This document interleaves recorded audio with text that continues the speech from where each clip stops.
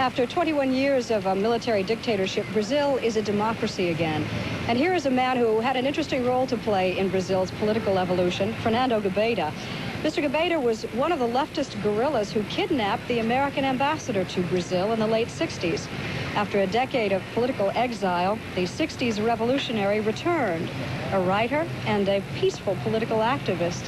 And good morning. Good morning. Fernando Gabeira, you're going to have to explain to my audience why you aren't doing a life term for kidnapping someone. Well, I was arrested in 1970. Then I spent 10 years in exile. And all the political prisoners in Brazil, I had amnesty in 1979. So I am free and working freely in Brazil as everybody. And how do you explain your political metamorphosis? You did leave a revolutionary, you did not come back one. Well, the first thing that I discovered very easily, that the Brazilian society wants change, but they want a change which is not violent. They want a peaceful change. And this is a very important thing. The noise we just heard is not violence, it's a celebration. Yeah. Celebration. Yes. And the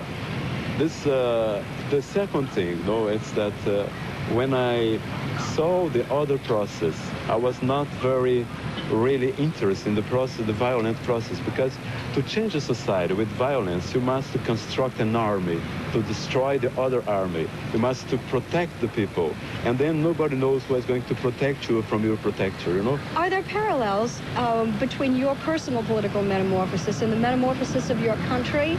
Yes, I think that Brazil improved very much in those years, and today it's possible to do many different things. Look, for instance, the Brazilian youth, they are very well prepared for the ecological struggle because the nature in Brazil has been struck those years very deeply. And the youth is very prepared to develop this kind of struggle. And the whole society is prepared to change in a peaceful way. So I think that today I'm much more Brazilian than I was before because I'm trying to change the thing in a peaceful way. All over the world, people are watching Brazil. In the United States, hopefully, that the democracy will take hold after less than a year. What is the consensus here? Well, we think that it's highly possible to continue with democracy. I think I used to say that with the end of the military dictatorship, the years of repression are over, but began the years of mediocrity. The government's not good, but it's not bad. It's just doing the thing waiting. It's a transition government.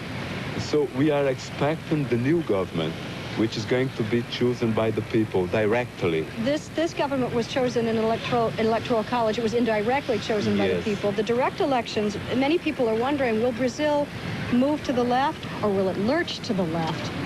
Well, we are going to move to the left in the sense that we need social reforms. But Brazil is not a communist country. It's not either a socialist country.